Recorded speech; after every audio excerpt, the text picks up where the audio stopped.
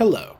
This is part 6 of a 6-part podcast. If you'd like to start from the beginning, make sure to click the playlist in the description down below. Please enjoy.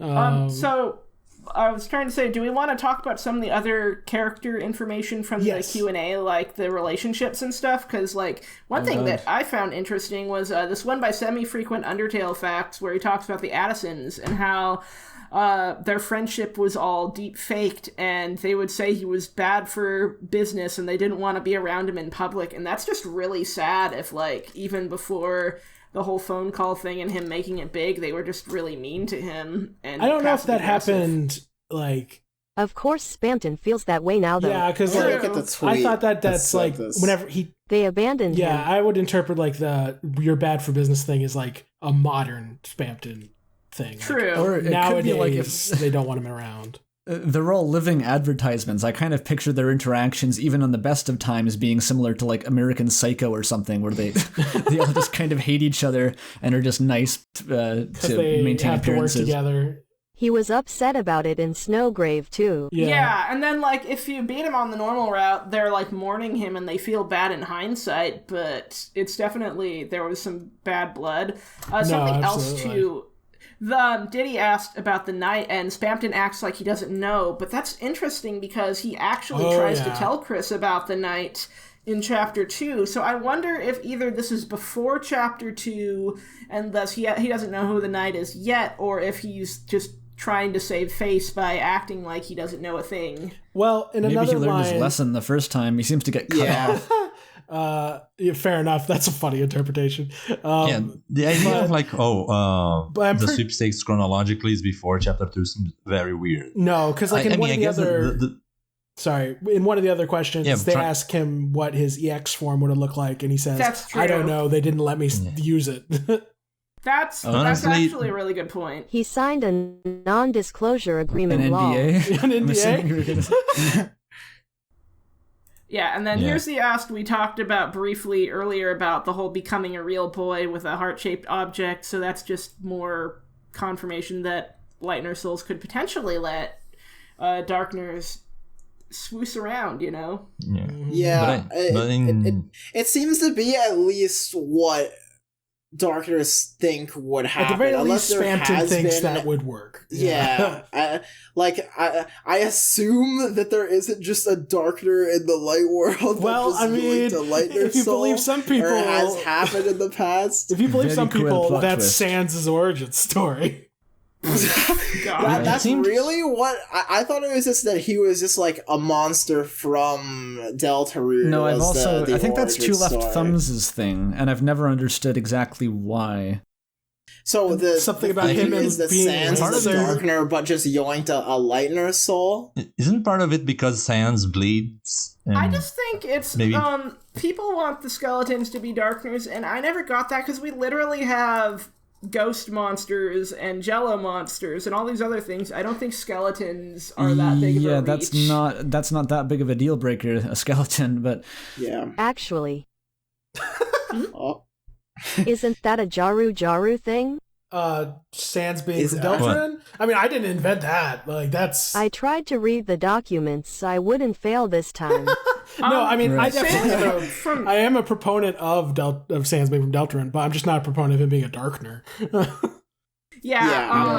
I think part of the theory, it's coming back to me a bit, was that Sans' door in his bedroom looks like the teleport doors in the Dark World, and also I think just his hoodie is blue, and King and Queen both have blue in their character designs.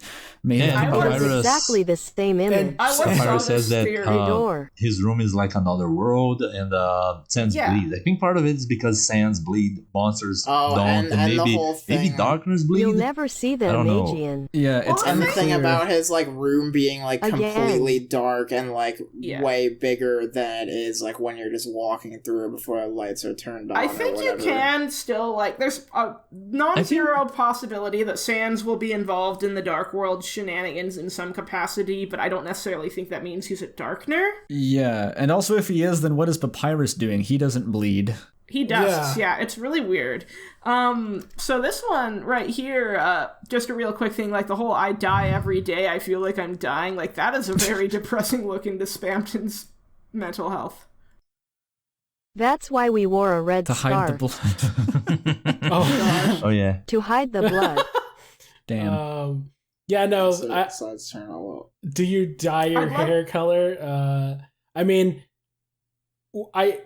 I'm not sure if this is confirmation that he dyes his hair color or not. Actually, I mean, no, it's he's just ranting about hating his life. Yeah. I mean, so this one real quick. I mean, Spamton's situation is not ideal. I think that we could all. He's not in a healthy mental place. One thing I love about all this is just the fact that he keeps calling Peepus the boys. I just think that's really funny. Toby's doing a great job of making Peepus like boys. No, every question that people ask about Peepus, the answer makes them less comprehensible. Yeah. Okay, but you know what relationship is in these tweets. Oh yeah, so the Spamton and Jevil one is really interesting because not only is there a reference to a really bizarre meme, but just like the fact that they clearly had some kind of falling out. A lot of people take the Ketchup Kids reference to mean that they are exes, which is really hysterical to me. Hell yeah. Ship is real. Yeah. What is the ketchup? What? I love the Spamton Jevil ships. Hold on, I'll show you the meme that it's referencing. Ketchup Kids to my ex. It's okay. So here, I'll post the image in the chat real quick so like that him and the Ketchup Kids. It's the here. This is what it's referencing. To my ex. Yeah, I didn't even know about this whole thing until I looked at HUECYCLES Twitter, which shout out to them. They did the art, which should be on screen right now, animated. Hopefully thoroughly censored for the audience. About this whole thing.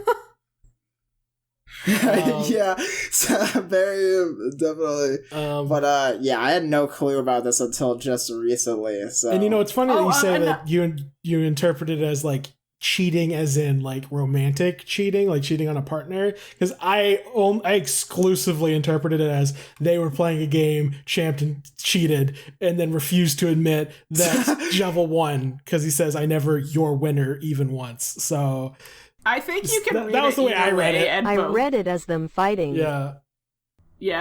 Also, this like one, in a battle. In an anime rival battle with sexual literally tension. That. Yeah. Well, this one here is interesting because it implies Spamton was always shorter than the other Addisons and it wasn't falling into the acid lake. But what I find funny about that is the Sweepstakes website does make references to bathing in burning acid, so that's interesting too. Maybe he just did that also, but it didn't shrink him. When we fight Jevil, he says we're playing a game. So I meant as in a normal murder battle. Okay. Yeah. True. Yeah, actually, now that you put it that way. I think it's... Y'all are weird law. Okay, here we go. Maybe we were playing poker or something. No. This is that like Twitter. We're not like the only ones saying this. Like Twitter also was like. It seems like most of Twitter is like in that direction. I think y'all rest of the world are weird law. I think it's just funny to read it as their exes as well as cheating. No, if we're gonna be surprised at the Deltarune fan base looking at dialogue and saying, I shipped that. I think we should stop being surprised at this point. So on the slippers, truly I am the normal one. On the slippers and bathrobe, look your stylish best after a refreshing salad dip in the burning acid. Like some people could read into that still soft hinting at Spamton getting small from that, but here he says I was like them, just a little shorter than the others. I think I guess you could, if you wanted to keep that theory alive, you could argue, oh, he was like an inch shorter, and now he's like 3 feet shorter. He's 2 inches. Yeah. I think we might as well just assume he's just a scrunkly little guy, but you can am I the crazy one for saying, like, I don't care? Like, why does it matter? I don't either. Yeah, I kind of agree. But wait, where is it even the... I think there's like a single queen line about, the houses shrink in the acid. Yeah, it's shrink from the acid. Oh, that's not really the what houses. Acid does, though. I'm not sure why that's a thing. Also, if it does or doesn't, there is a line. I remember the line now. Yeah. So I guess that. I used to be the email guy, now I'm the it burns ow help stop it burns guy. But in the Japanese translation, apparently that refers specifically to burning light hitting his retinas, so I've heard. So it burns your eyes. Yeah. Oh, I guess acid would also burn your eyes. Yeah. I mean, I guess it would. I mean, it doesn't shrink Queen, so why would it shrink anyone else? I don't know. That's in the English too. Yeah, but I get. Look, Queen is a little bit of a freak for drinking acid. I think. Yeah, she's just into acid. She likes it. Here's another question that talks about, because Andrew brought this up earlier, the eggs being another man's treasure, think before you stink. So yeah, he's saying that Peepus are not, only he's allowed to call the boys eggs. He mentions seeing your soul and saying it burns like DVDs at half price. Yeah. True. Yeah. So it's like burning, it seems to be associated with light of some sort. Yeah, it might not be acid related. Although I think it's one detail on the topic of the Peepus is that in that other tweet reply, he mentions how he's like horrified about the idea of frying a Peepus, and he's like, only a freak of nature would fry a Peepus, which is in reference really funny. to Snowgrave, because that's what you do during the Spamton neophyte in that route. So. Yeah, apparently it's like, well, he calls it a deep fried meme, so that seems to be the implication, is that you're taking Peepus and then making them deep fried by like overusing them as a meme. Oh. Is that the idea? Or is it saying that they're by default memes, and then in the fight you're he's frying also them? saying that it looks delicious. Looks delicious and cheap. Regarding the acid burning thing, the tweet, why do you look like that? Oh, let me try and find that one again. It was about once I started following the Spamton method.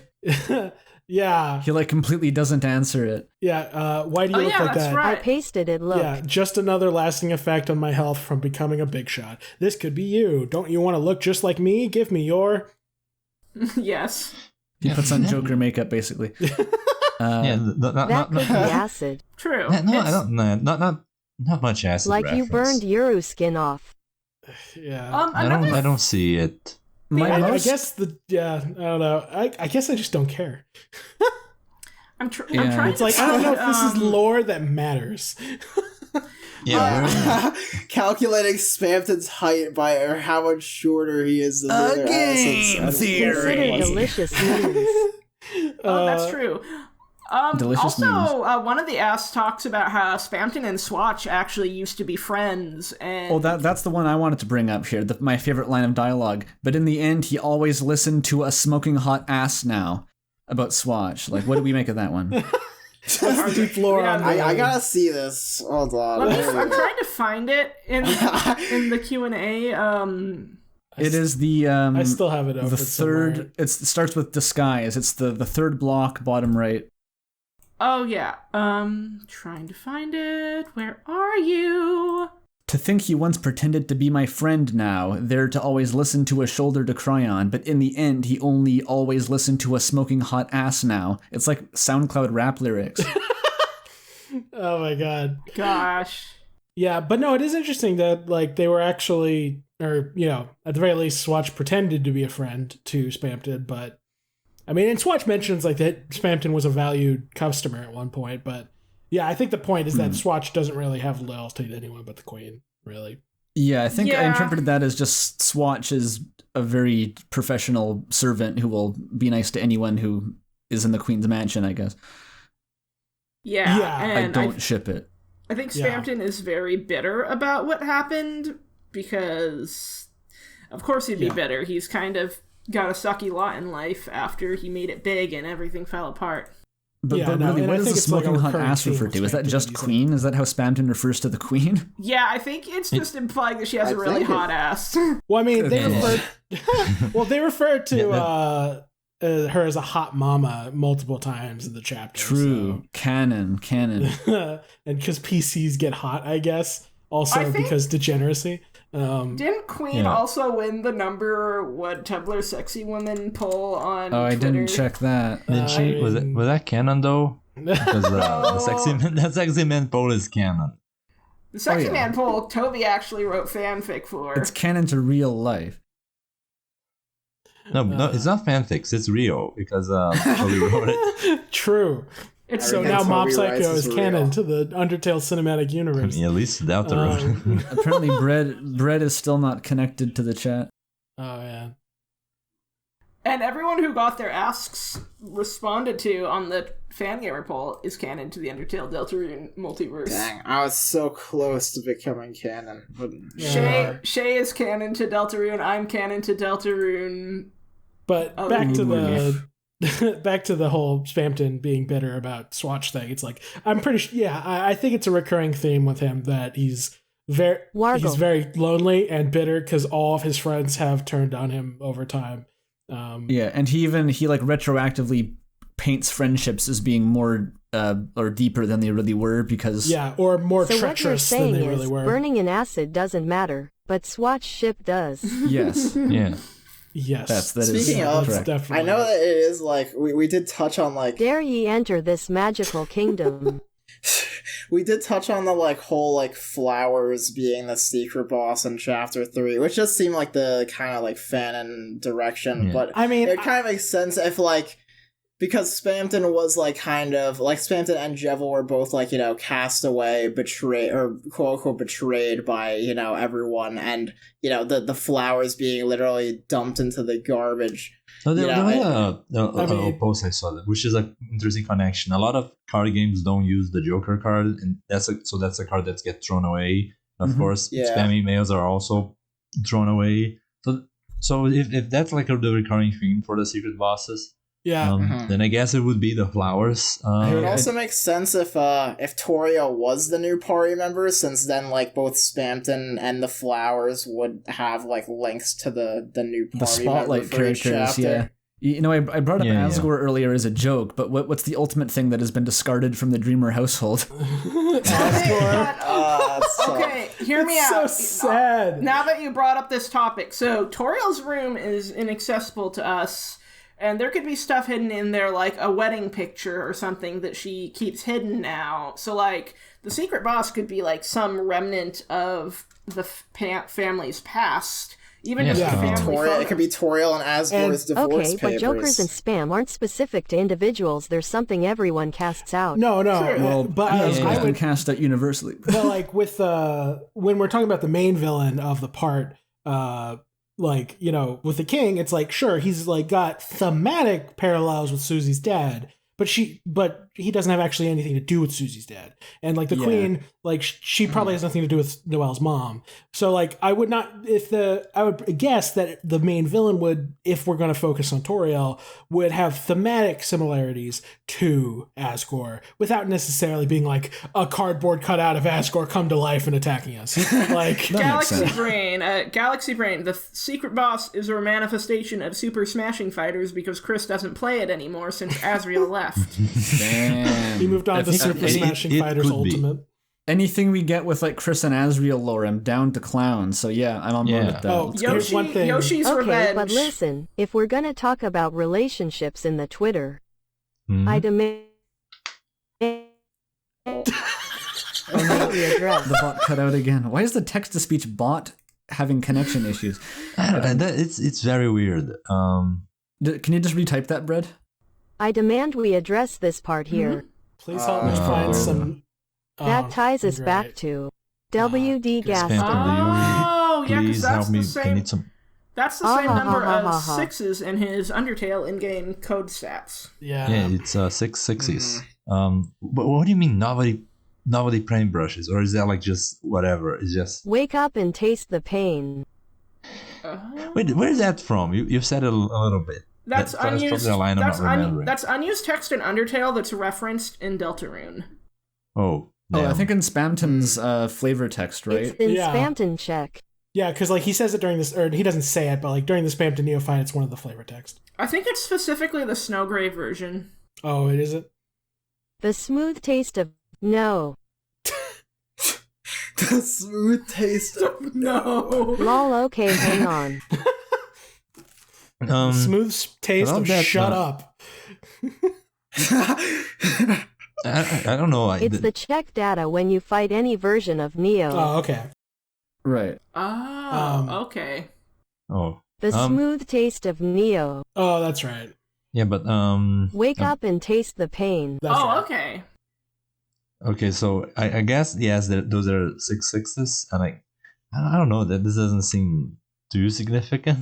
No, I mean, we all know not. 666 is the Gaster number, but it is the Gaster number. We already kind of knew that Spamton was affiliated with Gaster to some extent. So yeah, it's not really new information. Yeah. Is there much to say about novelty paintbrushes? I think this is like probably something that the Twitter user needed. Yeah, that was Twitter input. That was it's not. I don't. The paintbrushes matter. I mean, if you follow the theory that, one of the chapters will be a dark world set in the other unused classroom, that classroom is an art room, then I guess you could really roundabout way, but that's... Yeah, no, that's a way too roundabout. It is weird that there is a second unused classroom. I guess it doesn't matter because all the dark worlds are all, different anyway. But I don't know. I think in principle I'd like to see more locations, but sure. But it's a little bit boring to it's at the school again. Yeah, sure, no, absolutely. Here's one thing I want to throw out before I forget about it. But on the topic of the flowers in the trash can in the house and how those will be manifested in the dark world, my vision of how it'll play out, like I could totally see it being just a big fat troll where you see a silhouette that looks like Flowey, and then it reveals that it's some new enemy who looks like some stupid rubber hose animated smiling flower from the 1930s. Boy, it's me. I'm Newbert, the flower. Exactly. like literally just some goofy nonsense. And like that's the extent of it. Like that's what I would go for if I was Toby Fox. So and before it's just Yoshi getting revenge for all the times that Chris dropped Yoshi off a pit and made cast away. Like I know Yoshi's not Yoshi. Hashtag definitely not Yoshi will be in chapter 3, but I don't think he'll be anything important. I think he'll probably just be like some bitter drunk like character in a bar somewhere being like, they always threw me aside. This place is the pits. Is there a video game console? Or the video game console is under Ezreal's bed, right? I think so. There's no video game stuff in the living room. I guess we don't know if it, again, range of Dark Fountain. Yeah. I just had another thought, though. So Azrael has an unfinished computer game. Which is just Undertale, apparently. Which may or may not be just an Undertale reference, so I guess you could use that. It is a reference, but I mean, some people think that it's the Spamton Neo, but I don't know. No, that was supposed to be Metaton. That was totally I agree, but some people disagree. Those people are stupid. I'm just kidding. I guess it's a little bit weird why Metaton, which is supposedly like a grown man going to the school library to draw. Some people think, oh no, it's Azrael who drew it. It's kind of unclear how old Metaton is in this universe, though. Like, I guess, yeah. Hapstablook. Hapstablook. Yeah. That's Papyrus's headcanon name, of course. Yeah. That is true. But I suppose like the Deltarune timeline, it's hard lining it up, but it's at least in principle a little bit after Undertale. Like Monster Kid is older, and not Oberon. What is his name? Oberon. Yes, I am too powerful. Jaru is like relishing in his victory right now of Oberon. Here's the thing though, the ages don't all match up because Snowy is older than Monster Kid in Undertale, but they share a class in Deltarune, and Noelle is described as a kid in terms of like Undertale, the little antlered girl and her sister, or no, it's the antlered girl and his sister, but Suzy, or Suzy, is described as being around Frisk's age, which could be anywhere up to like 12 or 13 because mother. But then I think, it's how much older is like Snowy? It's Sans. How little is little to him? Snowy is a teenager in Undertale, and Monster Kid is a kid. Explicitly. But Monster Kid is a kid of indeterminate age. The thing is... right, still young enough to wear a striped shirt, though. Yeah, well, the thing is, Mother is a big influence on Undertale, and Ness is like 13, and Lucas is like 14, and Ninten, I think, is 12 or 13. So, like, they could be older kids, but there's also other age discrepancies, like Azrael being younger than Undyne and Alphys. Yeah, Azrael should be super old compared to the rest of... Like...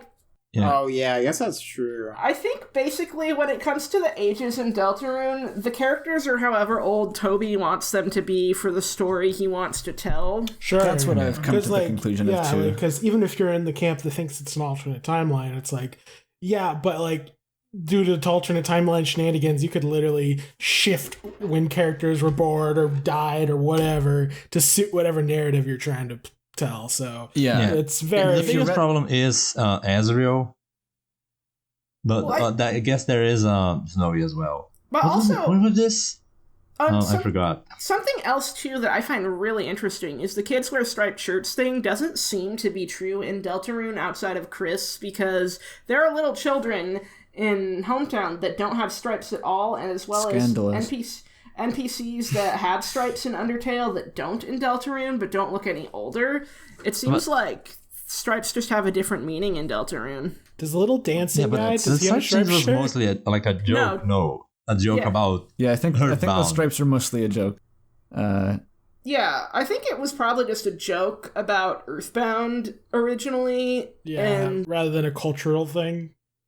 Although a lot of kids in Undertale do wear striped shirts, like the rabbit kid in Snowden who's freaked out by the gal who walks her sibling.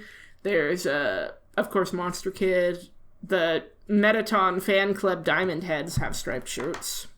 Yeah. What I wanted to say also when we were talking about ages is that in the Undertale alarm clock, I think it's the Undertale alarm clock dialogue, Asgore is talking about what seems to be Undertale Rudy, and he's already dead in that timeline. Yeah, but I don't think that's because of age, because he says that Rudy's daughters will get to grow up on the surface, which implies that they're still children. I think it's possible that Rudy succumbed to his illness in the Undertale timeline. Right, but it's still like at least a little bit of it. Maybe it wasn't relevant to bring up. Never mind. No, it could still be an age. It feels like Rudy is close to death in Deltarune. Yeah, definitely. 1 foot in the grave for sure. Yeah, I'm definitely putting money on Rudy dying by the end of chapter 7. But the biggest plot twist would be if Rudy overcomes his illness. That would be a legitimate plot twist. That'd be sick. I mean, okay, sick probably wasn't the right word for that, huh? I don't know. Here's the plan. I believe it could go either way. It might even depend on choices along the way. Yeah, it could. We open a dark world in the hospital. That's a popular one. It becomes the fan. Then use heal prayer on him. Right. I had a thought the other day that's super morbid, and I don't see it happening at all. But like, if Rudy ends up dying and there's like a wake held in the church, I could see like a dark fountain being opened there. Oh yeah, that's been on my mind since the beginning. Basically, is like thank you for bringing that up. Because it's pretty much like, I don't know how many people in this chat are in the "there's going to be a dark world in the graveyard" camp, but like the fact there's probably gonna be. Yeah, the fact that they have a whole point of being like, hey, we burnt out the eyes of an icy pizza box and buried it in the graveyard. Be a real shame if it got brought to life in a dark world. It's like, oh yeah, that would suck. I hate that. I think it's just like, it's too big of a. Oh no. It's what is it like? It's too big of a maybe a Chekhov's gun, I guess. The idea that like theoretically we should be able to resurrect monsters with their dust, like that's too big of a mechanic to not be used at some point. I think it's going to happen. I think it's going to be used in some capacity too.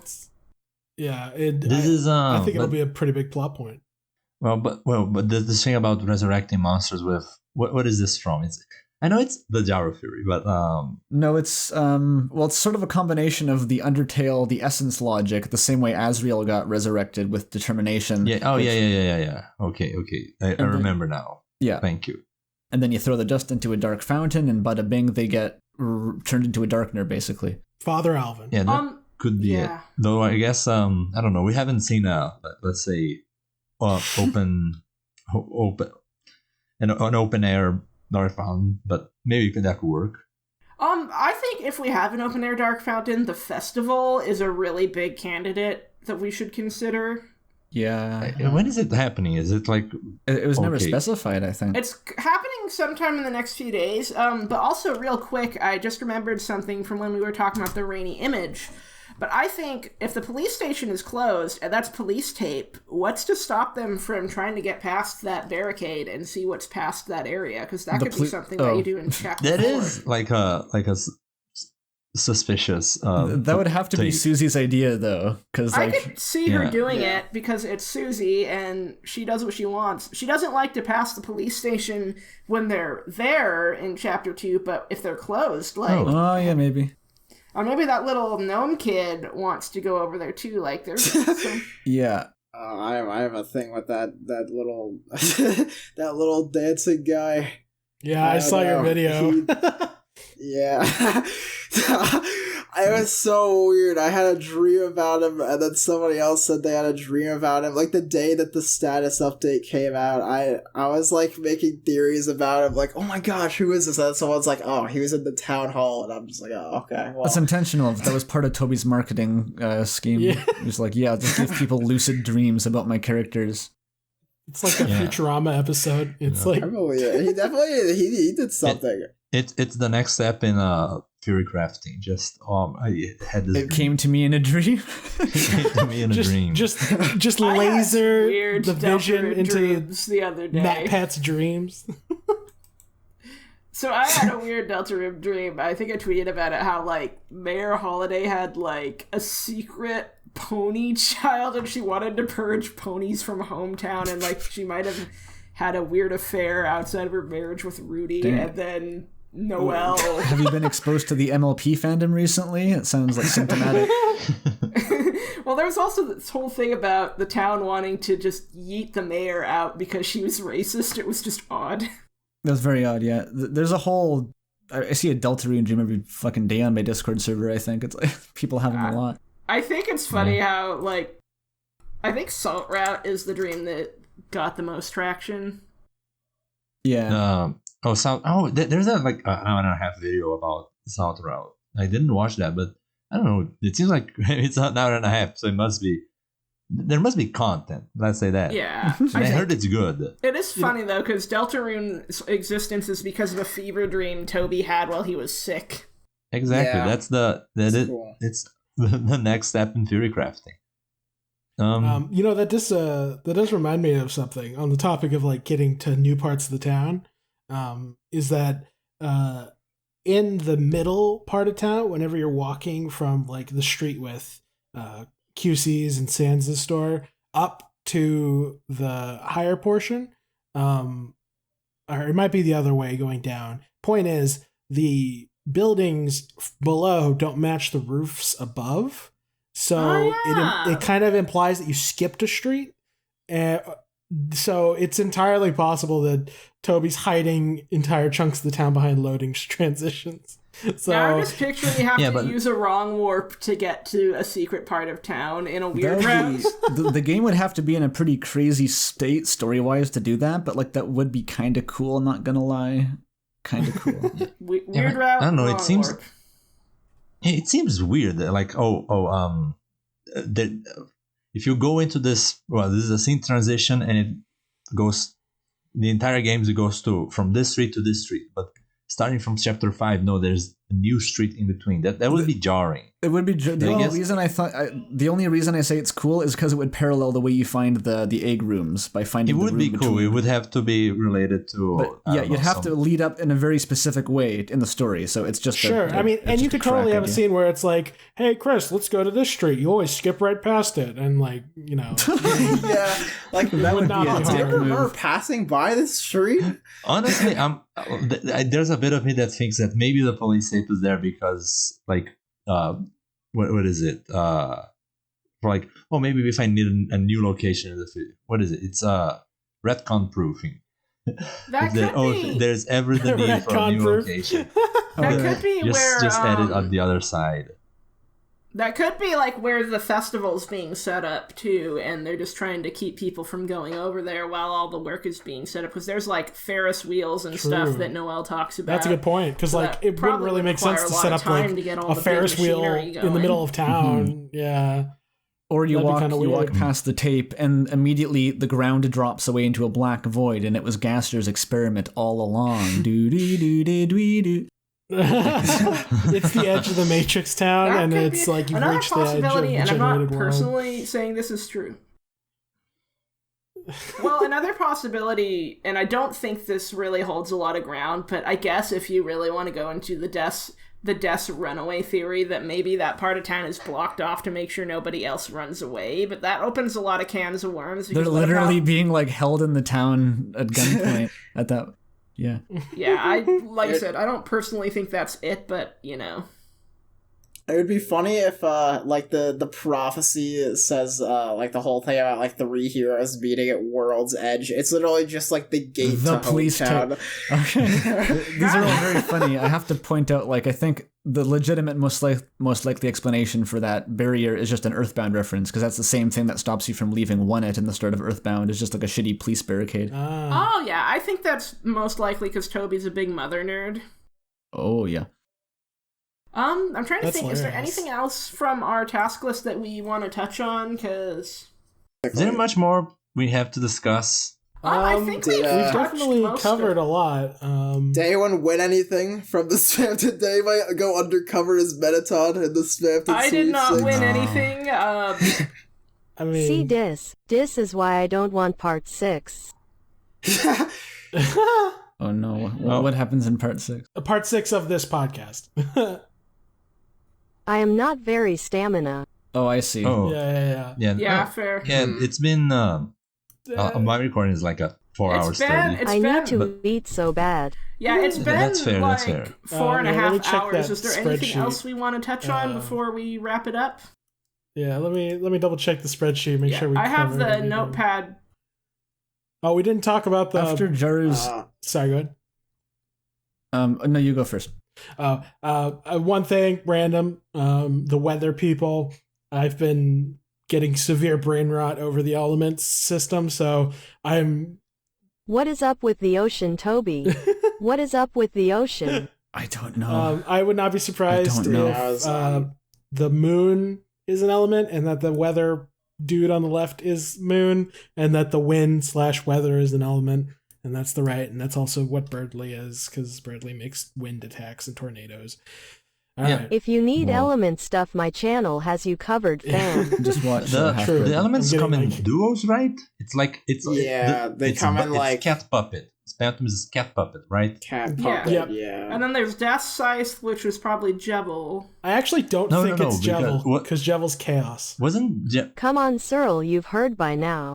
Yeah, I think Jebel was chaos something. Yeah, do you know? Yeah. Was that part even in the game? Yeah, well, it's in the files. You can't actually if you can get him in the recruit. There's like unused recruit information about Jebel. You can hack him into the recruits. And his element is chaos. Gosh darn, I need element part 3 now. Don't die. Well, at least there's more concrete element lore now. Yeah, at least I'll take care of it. Don't even worry, fam. Too late. I'm already halfway through a script. I'm not backing out now. Well, I guess for the Jaru, curious how much if you dare. How much the sweepstake changed your plans with the Spamton videos? Spamton project is delayed indefinitely until I decide I want to talk about Spamton again. The video you did was pretty good. Thank you. The Spamton part 1 was pretty good. Mm-hmm. Thank you. You're too kind. But no, it's like I need to reevaluate some stuff. So I'm just gonna put the Spamton project on hold while I talk about other things. Plus, I'm just Spamtoned out. Oh my god. That was a lot of Spamton. So the weather duo, I think all we can really go off of right now is they have really cool designs. There's probably going to be a mini boss with them. And there's probably going to be a weather or news segment because TV news and the foreshadowing at the end of chapter 2. But beyond that, we don't know what their deal is. Are they part of the Cathode crew? Are they their own thing? They always stick together. Oh, I think the Shadow Men are probably Tenna's goons just because of the mobster vibe. The mooks. I'm pretty much in hard agreement on the weather guys. I couldn't have said it better myself. NPCs be NPCs. Yeah. I agree with the okay. Guys. They seem like they're gonna be a funny duo for if they're not just I assume they don't really give off very common enemy vibes, but I mean maybe, but I think they'll be a funny duo if they actually are kind of Sweet Cap and Cake's kind of characters for the next chapter. It seems like there's HalfBread is like actively dying in chat there. Let's here's one last thing. I'm just looking at the spreadsheet that Andrew made. Just one more thing. Just one more thing. One more thing. One more thing. There, one of the prizes in the prize corner over here is a weird gumball machine thing. And I have no ideas. Does anyone have any ideas? I have nothing. No, I have no idea. No. All right, that'll make sense in a month. Sorry, fam, I have the worst stats in the game. You're still the party member, though. It's been long. No, we recorded a while.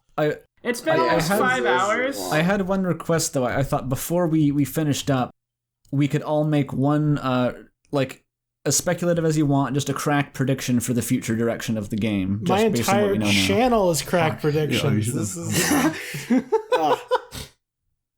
I think we should just go nuts. Who should go next? Okay, that's a pretty funny. Give me a second to think. I made on earlier. I feel. I can't Mimiber, but I made one earlier. Yeah, then you can start and repeat that. Oh wait, it's gone. It's been forgotten. Oh no, it's been forgotten. Like a Gaster. I mean. So we were all giving one crack theory. Was that what was happening? Yeah. Okay. Yeah, go for you know what? I'm gonna start. Okay. Go ahead. I like the idea of ISIS being a future Dark World, and that will happen. And secondly, Burger Pants, Pizza Pants will be weird routed. That's my prediction. I love it. Yeah. Dark.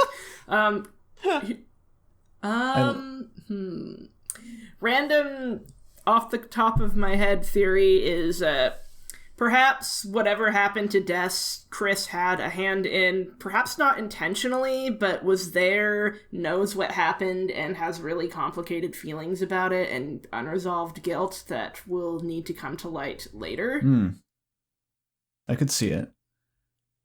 I think that my theory is just the kind of like what I was saying earlier, like there will be one ending, but I just kind of envision it as like, and spoiler warning, just want to put, I guess I don't want to spoil any of you guys. Has everyone here played Mother 3? Yes. I'm aware of how Mother 3 ends.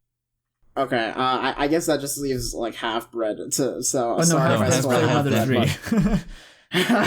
Yeah. But I imagine it'll kind of IJSUT dead. I imagine it'll kind of end like Mother 3 will, with like an abrupt ending, and that's kind of what Toby means by like the ending won't be super important, but it'll be kind of like the choices along the way, and that also like the uncertainty about the one ending is like it'll always be the same final ending scene, but like the circumstances and like which the world is in besides that will kind of be different. That's funny. That was the exact thing when you brought that up earlier. I was like, oh, that sounds like Mother 3, but I didn't want to bring it up because I didn't want to like introduce the spoilers into, but that's fine.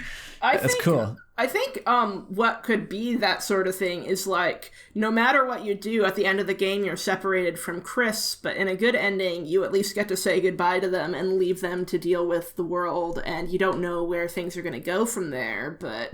Bit one-shot core, maybe? Yeah. It's their future. Or, what is it? The one fan comic. Paper Trail. Oh, yeah, Paper Trail. Oh, I haven't read that one. Does Jaru want to do the crack theory? Sure. Or do I go?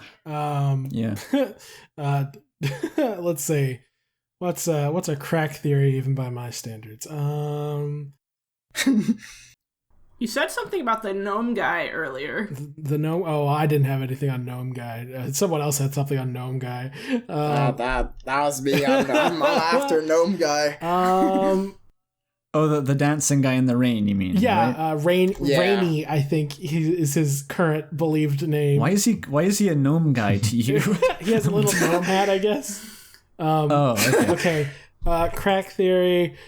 It's hard to divide my normal theories from crack theories, so you can do a normal theory if you want. Okay. Yeah, that'll be the joke, is that I'll give you a normal theory by my standards. I think that the ending of the game, I mean, I should be making predictions on the chapters that are actually coming out, but whatever. I think the ending of the game, the Titans will be an antagonistic force, the Angel will be an antagonistic force, but they will not be aligned. And the Titans will effectively be gargantuan darkners made from like the landscape, while the Lightner is an ascended, or the Angel is an ascended Lightner through normal Undertale soul absorption type means. So you'll have what if amounts to the equivalent of an Angel in the form of a colossal Darkner, and the equivalent of the Angel in the form of a literal like Lightner ascended Angel entity. So there you go. Holy shit. Okay, and that's going to be hard to top. And that'll satisfy the JRPG trope of first you beat the devil, then you beat God. And like, you know, that's the trope. You're not wrong. You're not wrong. It is crazy you preface that with this is a normal theory. That's normal to me because I'm like, that's probably going to happen. Whereas with my other theories, I'm like, this is 70% going to happen. Scriptly is back just in time. Yay. All right. Does anyone have another one? Top that. I could go if HalfBread doesn't have anything off the cuff here. They're typing something. HRRR. God. Damn it. Rules card is Gaster. Stealing Shay's theory. Agreeing that it's the perfect horrible twist. I'm down. Yeah, I love it. That's pretty good. That's pretty great.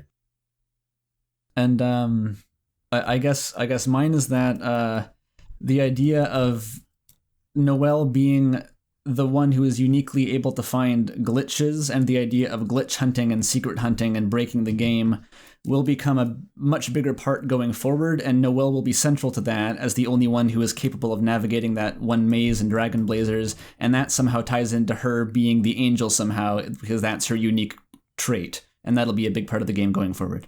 I can see that. Awesome. Yeah. All right. Well, does anyone want to plug before we end here to just their we did it at the beginning. Do we do another one at the end? You just like say like your YouTube. It's a podcast thing. You got to do it. Oh, fair enough. Okay. Yeah, it's a classic podcast thing. Okay. I mean, yeah, it's starting. Yeah, let's just go down the list then. Sure. All right.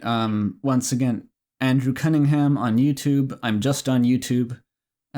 Just look up my name on YouTube and you'll find me. Very cool.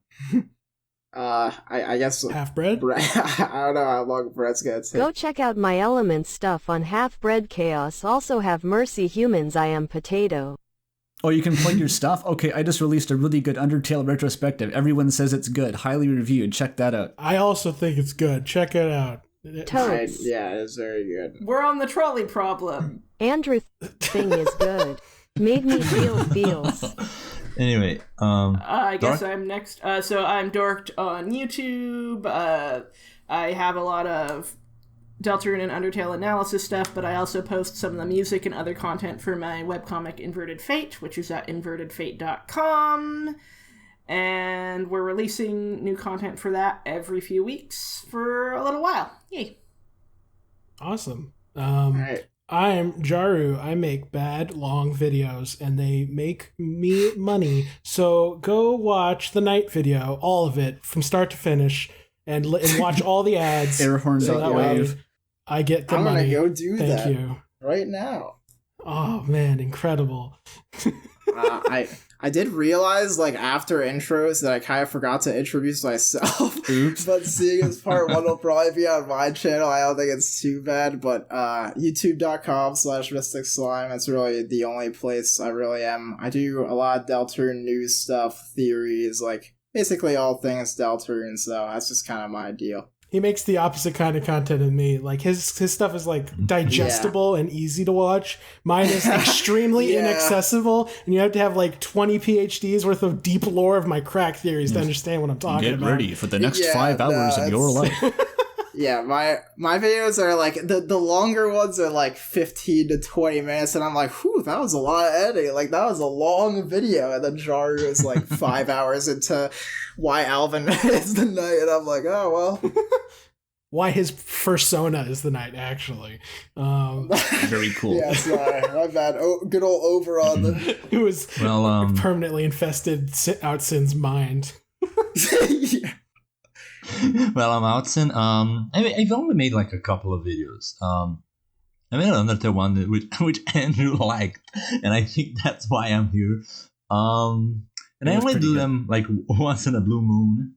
But yeah, go check it out. The channel name is Outsin, and I'm only on YouTube basically. But they are good though.